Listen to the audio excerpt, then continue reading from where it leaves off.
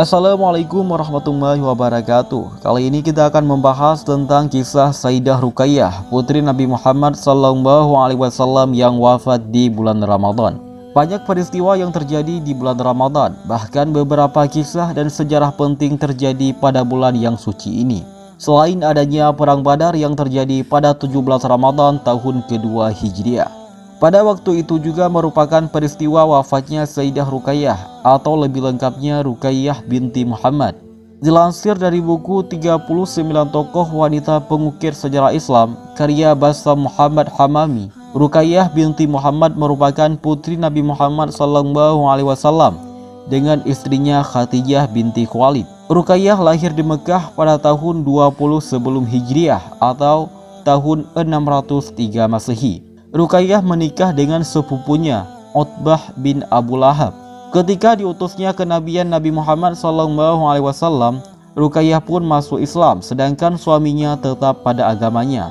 Kedua mertua Ruqayyah terus memfitnah dan mencelakan Rasulullah SAW, hingga kemudian Abu Lahab memerintahkan anaknya untuk menceraikan Ruqayyah yang belum pernah disentuh oleh Utbah. Akhirnya mereka pun berpisah.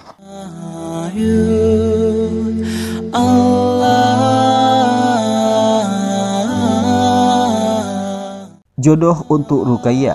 Selepas dari perpisahannya dengan Utbah bin Abu Lahab, Utbah telah memilihkan jodoh yang begitu mulia bagi Ruqayyah, yaitu Utsman bin Affan, pemuda Quraisy yang bermartabat dan berasal dari keluarga yang terhormat. Utsman bin Affan ternyata sudah menaruh hati pada Ruqayyah sejak lama. Mendengar kabar penceraian Ruqayyah, Utsman kemudian langsung mendatangi Rasulullah SAW untuk meminang Ruqayyah. Usai menikah, penyiksaan terhadap kaum muslim semakin bertambah buruk.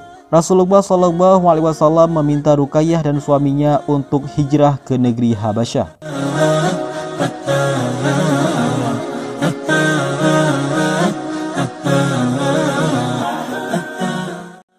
Ruqayyah ditinggal sang ibu. Tak lama kemudian terdengar kabar bahwa kondisi Mekah sudah aman. Ruqayyah dan Utsman segera kembali ke Mekah. Namun ternyata kondisi yang dilihat tidak sesuai dengan yang didengar. Mereka bisa masuk ke Mekah hanya pada malam hari saja. Sesampainya di rumah, Ruqayyah melepas kerinduan bersama keluarganya.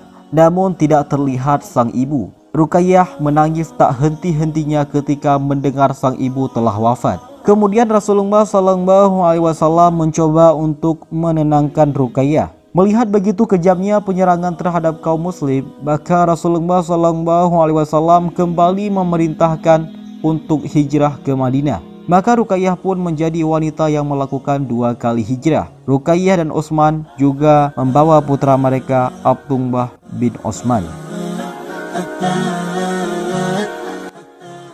Meninggalnya Ruqayyah.